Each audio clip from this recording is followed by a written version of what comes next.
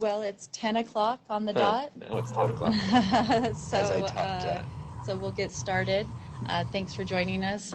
I can't see us. Can you see us, participants? Where? I don't need to necessarily The see myself. layout's different. Yeah, there we are. Oh, okay, great. Good morning. Whitney and David here. Greg is not here. He's on vacation.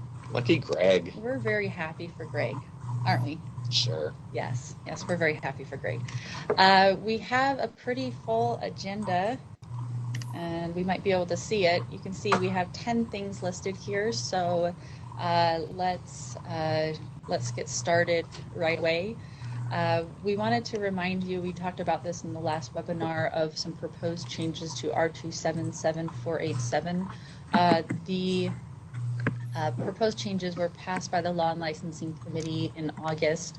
We are recommending that the full board not vote on approving the proposed changes, but instead bring the board rules back to the Law and Licensing Committee in September, and that would be the meeting this Friday, September 7th. And the main reason we're asking them to be brought back is because we feel that LEAs are not ready and they do not have the adequate funds to have a board rule requiring them to have a third-party security assessment. And so we appreciate the feedback on that board rule. I think that's what's been nice about this position is learning along the way what would be best with privacy and security, but not going overboard to the point where LEAs cannot comply. So we appreciate the feedback on that. In particular, Jeremy, I shouldn't call people out. Jeremy Cox had a lot of very compelling feedback on why that is not what we should be doing. So and so we appreciate that feedback and know that pending a committee and board approval, our board really looks to the suggestions we have in our advisory groups and through the feedback that we receive in making these decisions together. So thank you. To go over quickly some of the proposed changes, instead of course, eliminating that requirement will be proposed if the board rule is put back to law and licensing. We believe that will happen. It would be a big surprise if it doesn't happen. So that is depending on our board, but I believe it will. That will no longer require those third-party assessments. Instead of having the IT security plan, that will be replaced with the implementation of the Center for Internet Security Controls or something comparable. So you don't need to necessarily use those controls if you're using a framework that is working for you. We would just like some kind of crosswalk document showing their comparability. But we've learned from UETN that this is the framework that they recommend and that most of the LEAs are already using. And this will be a way for us to, I think, look at improvement of security from year to year across the LEAs. And so we will be also able to provide a little more guidance and help and resources if we have one framework that we're adopting. The other changes to the board rule is that we defined as required in the Student Data Protection Act, the board is required to define what a significant data breach is. Please look over that definition. I think we feel pretty confident that it's a well-defined term, not too restrictive. Also, the Student Data Protection Act requires that the board make rules on expunging student data. And so please look at the about 1 page section on record retention and expungement. Essentially what it says is that records should have a record retention schedule, that LEA should follow either the general schedule or have an approved LEA schedule. I know some districts have their own LEA approved schedule that is approved by state archives, and that if a student a parent feels that information within the education record is inaccurate, misleading, or in violation of a student's privacy, that they're able to have a process in which they are able to request expungement of that particular data. And so read through that. If you have any specific questions, we can go through that. I think we could spend a lot more time on that, but please read it first and then reach out if you have any questions. It also eliminates a section that's about publishing education survey data, because it had sunsetted. It had sunsetted. So it's no longer required. And there's also a long section on URAD, which is the Utah Registry of Autism and Developmental Disabilities. This is a little bit more pertinent to USBE than it is to LEAs. That's how I see it. So read through, that's about a 1-page as well. If you have any questions or comments on that, please get back to us. Again, these are proposed, they are not approved, and most likely will go back to the Law and Licensing Committee by Friday. So let us know if you have comments before Friday, because that will make the biggest impact. Okay, next on the agenda, I just wanted to give you a heads up. I know that Rebecca Peterson. Rebecca Peterson from Assessment and Accountability, she is the person in charge of ACT administration. She'll give a more detailed outline of what administration of ACT will look like for this year. I just wanted to give you a heads up on this, that administration will vary a bit. What is proposed is that there will be a page that students will get that will tell them to not answer specific questions in the questionnaire. That is the section of ACT that is optional for students to fill out. And this is to prevent students from saying that ACT can redisclose their information to third parties, but there will be instructions on how ACT can obtain parental consent in order to disclose the data. The data disclosures are primarily for opportunities of higher education and scholarship opportunities. I'm sorry, I'm on the webinar, otherwise I'd come. Okay, the Milky Way 8987 has not been some concerns with what data are sent to which kinds of institutions.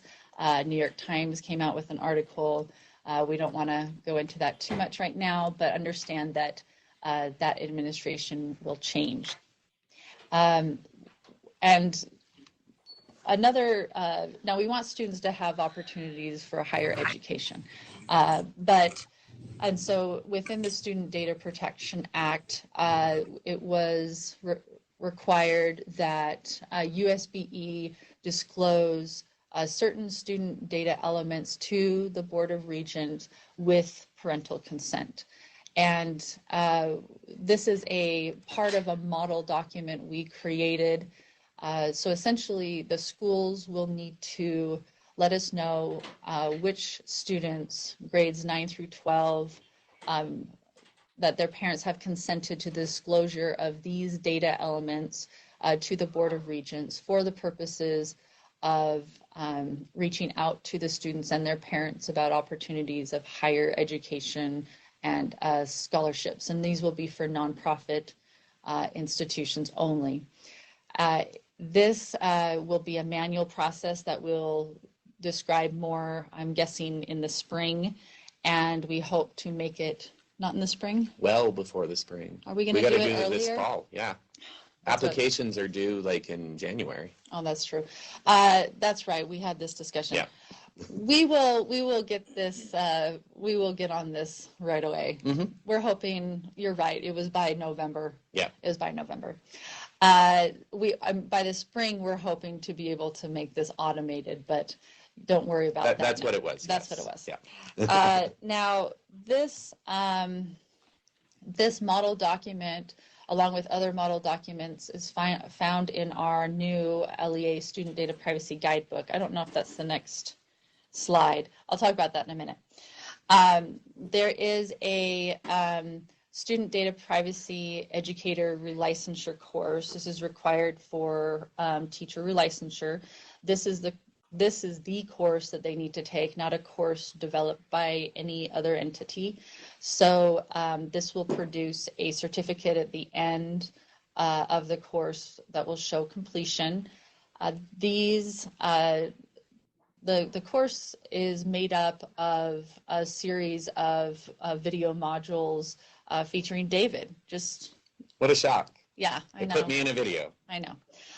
But now, David's going to be, I think 40. How many teachers do we have? I don't like thinking about that. Yeah, okay. So David, yeah, we appreciate David's acting skills and Greg's video editing skills, and wanted to make these videos available for your use.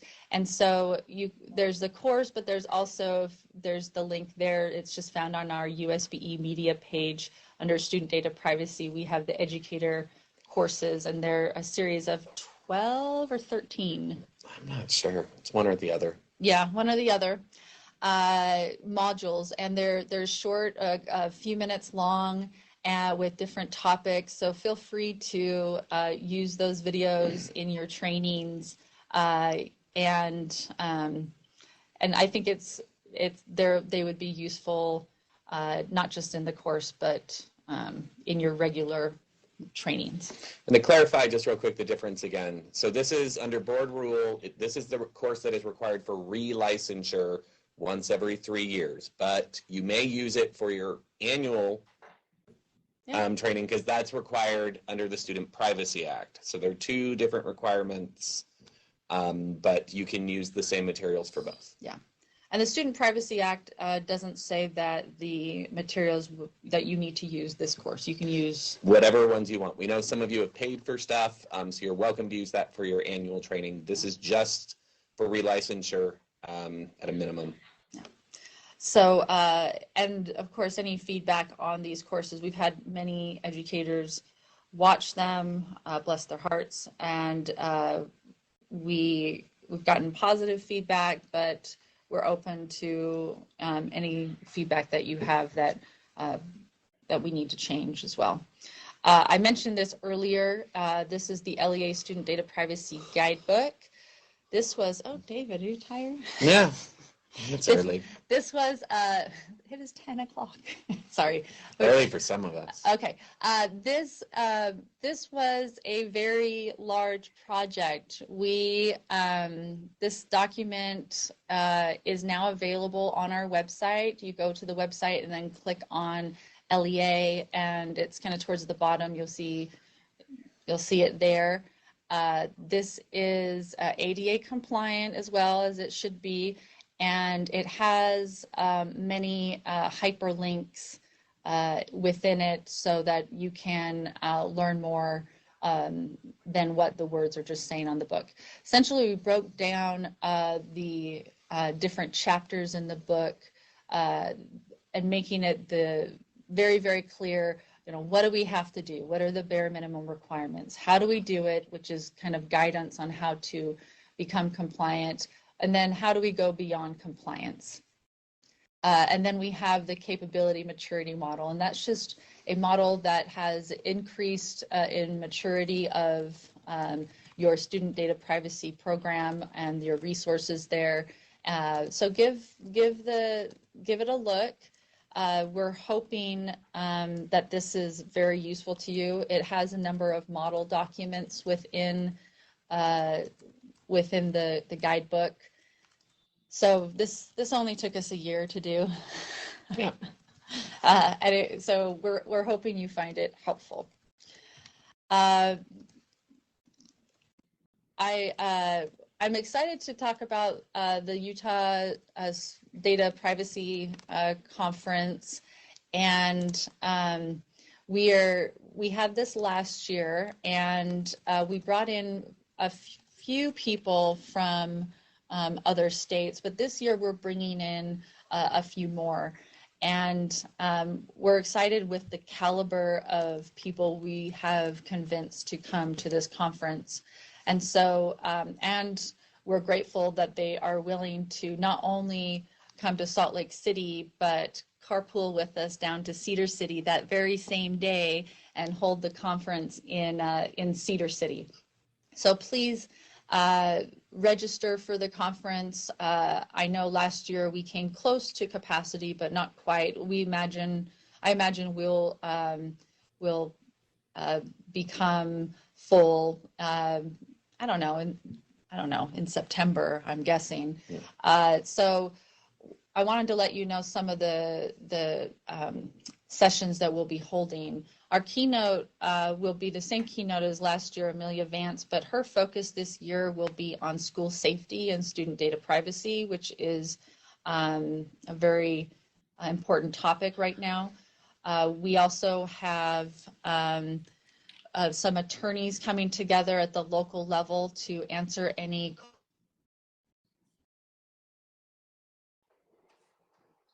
gentlemen from the Student Data Privacy Consortium, Larry Firth and Steve Smith, coming to us all the way from Massachusetts, and to talk to us about their consortium that we'll be working with.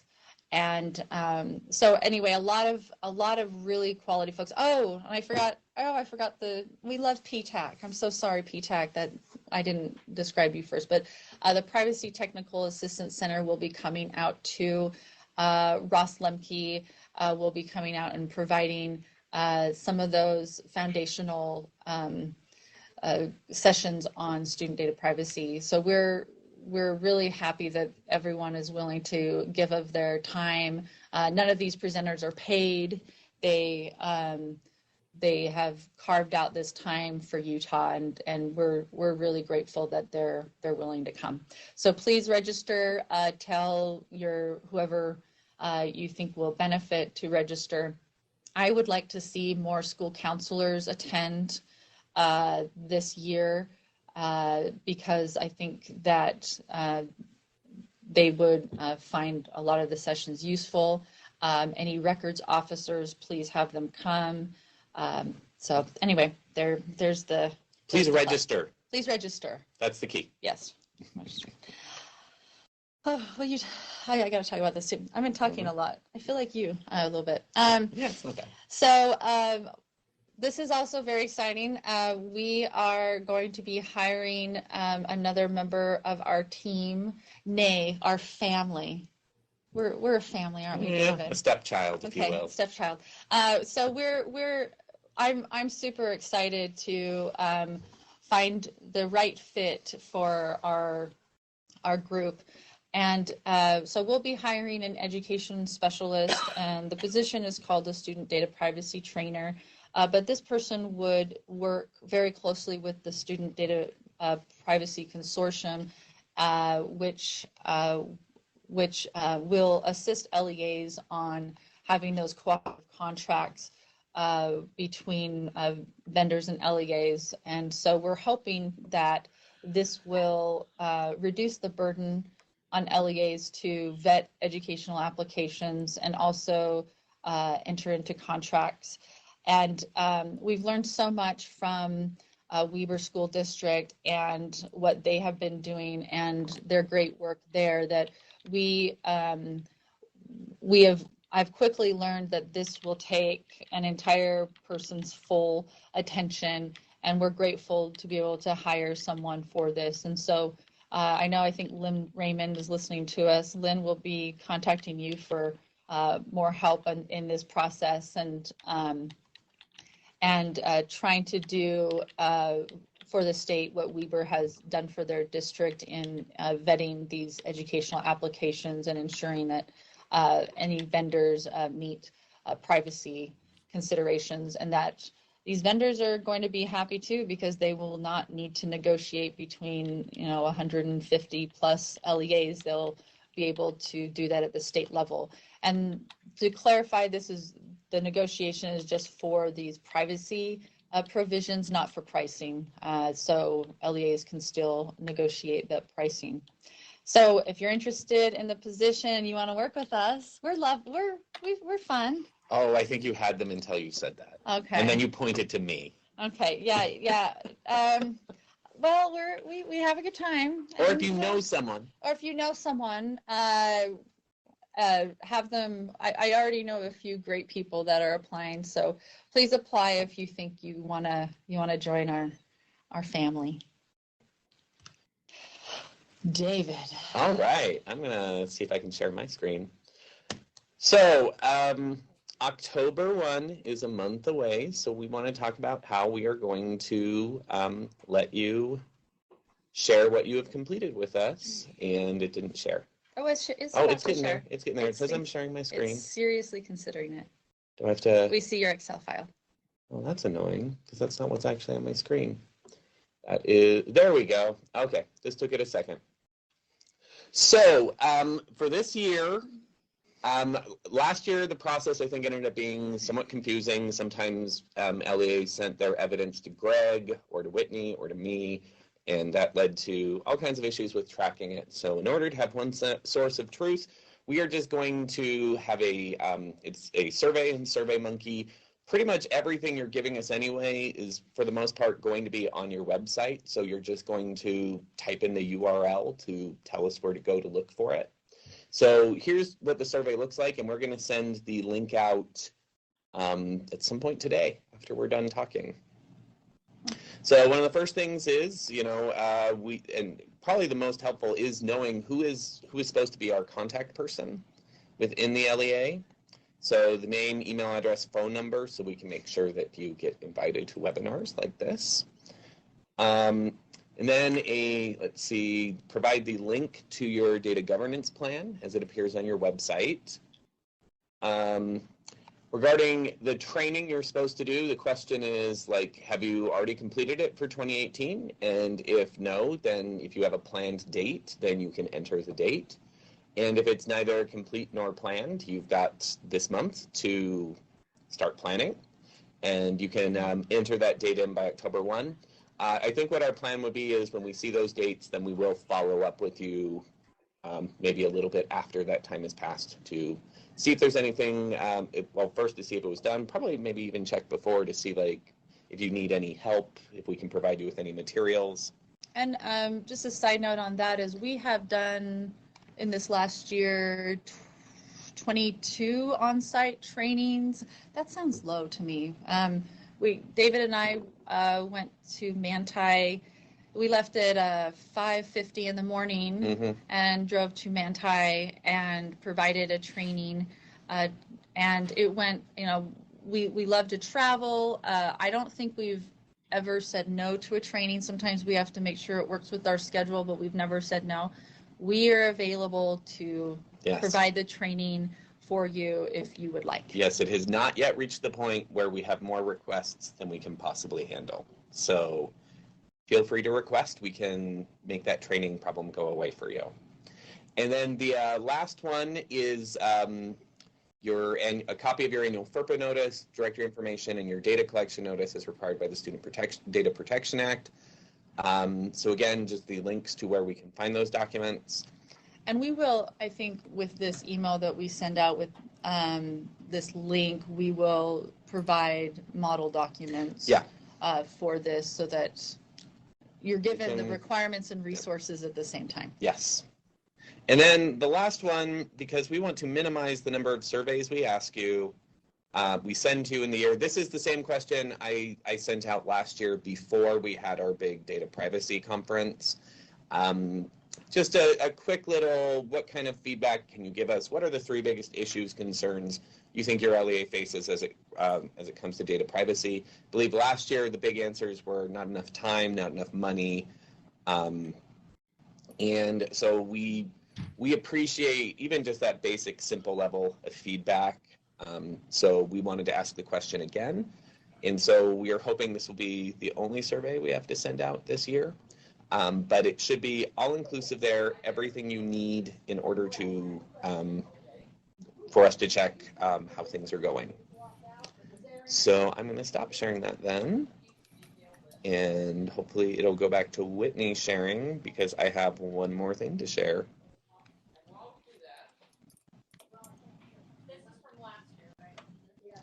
Okay, so this is a presentation we'll actually be giving to a couple of people you might work with or who are maybe you. Later today at the assessment department is having their AD webinar, and these are some slides we're going to share. I'll be sharing it later in the month with a couple of other directors, like the literacy directors and other people in LEAs. This is one of the big questions we get all the time, and there's a lot of misinformation out there. So we wanted to really clarify what USB's policy is when you're sending student data to us. So you all get to see the slides first. Let's just move to the next one. So hopefully, okay. Oop, I'm sorry. You did too quickly. Oh, well, point being that sending email without encryption is basically like sending a postcard. Anyone who intercepts that email, particularly the companies such as Gmail, Outlook, if they can see it just as plain as a postcard. Encryption then is basically like putting an envelope on it. Now, so in the past year, what we recommended, our previous guidance was that any information about a student is potentially sensitive, and so you shouldn't send anything about students over unencrypted email. And the solutions we offered were not the best. One is that you could use paid encryption. We're aware that some LEAs have done this. They've gone through, I know Zix is a very popular one, but generally paying for your own encryption like this is going to be expensive. We've also recommended using password protected documents, which is a little bit clunky in that you put a password on the document and you send it, but then you need to find another way to get that password to the person. So you're just creating multiple steps. It also opens you up to different security risks in that anytime you're sending attachments frequently, if someone else were to figure that out, they could use that in a spear phishing attack to get you to click on an attachment. And then the third option is always to move it, which is problematic because not everyone has access to move it. It's only a very specific number of people in the LEA and SEA. And also, it's a little bit of overkill when you just needed to share one bit of information, like this student can't take the test. I just have one student I want to talk about. So we are basically of the opinion right now that most of this is overkill. It's too much for really what we're talking about in very small cases. So here's our new guidance. So the federal standard, so this is from the Department of Education, for being safe from re-identifying a student is if you can narrow it down to 3 students. If a reasonable member of your school community could look and say, I think you're talking about one of these 3 kids. What we believe that means is, in most cases, simply sending a small amount of student information in an email probably does not constitute meeting that threshold, that you would have a safe harbor sending a very small amount of information. Think of it like a game of Guess Who, right? You just mentioned that the person was bald. In this case, there's 4 people on that screen that are bald. We haven't narrowed it down to 3. So here's what we think that safe harbor might look like. In most cases, and again, I think there's extreme cases with very small LEAs, but for most of you, as long as you only send a minimum amount of information, it's probably okay under unencrypted email to send an SSID, test name, and a class and teacher name. That probably just gets you down. We know, thankfully, for our purposes here, class sizes in Utah are a little large. So you're probably not narrowing it down to 3. It's good for privacy, maybe not the best for kids. I don't know. We do what we can. But that is all that, if that email got intercepted, they would, if you sent those 3 data elements, that is the most they could narrow it down.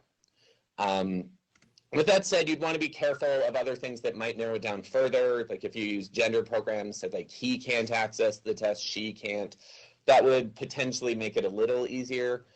Being careful also when we're talking about sensitive assessments such as UA, DLM, because this is a much smaller population of your school. And it really only works as long as we don't send student names. So what we are advocating for is if you're communicating with USBE, send the SSID and as a minimal amount of other information. Don't send the student name because that would obviously be immediately identifiable to anyone in your school community. Now, with that said, we recognize that there are cases where this is simply not going to work. We've spoken with our assessment department, for example, and I used to work there, so I know that sometimes you mistype that SSID by one number and suddenly USB is looking at one kid, you were thinking a different kid, nothing is making sense. And at some point it helps to be able to say, well, are we talking about the same kid? So you can share their name. USBE does have the ability for us to send encrypted emails out of the building. And what we would, when we do that, we just type the word encrypt. That's how it's set up in our system. We type encrypt in the subject line and you'll get an email that looks like this. Then you'll be able to open it. And if you reply to it, it will also send it back to us encrypted. So if it reaches that point where it's like, well, I need to send more information than what you just said, or I need to send the student name, someone at USB can send you an encrypted email. And it's a little, it is an extra step. It's not as simple as just sending an email, no problem. But it's a lot simpler than any of the other solutions like MoveIt or password protecting documents. With that said, for larger and routine data collections, MoveIt is still the preferred method. And in terms of assessment, that's where you'd want to contact Emily Sweeten or Emily Berry regarding your access to that, particularly to the assessment folders within MoveIt. So this is what we're advocating for just those little communications where, you know, I just need to talk to about one student. For larger things, still use MoveIt. And that is that. That is all. Well, we ended really early today. I don't think anyone will complain. No. Well, thank you. If you have any questions, maybe we'll just email us or call us because it seems like we'll have a little bit of time, but have a lovely day. Thank you.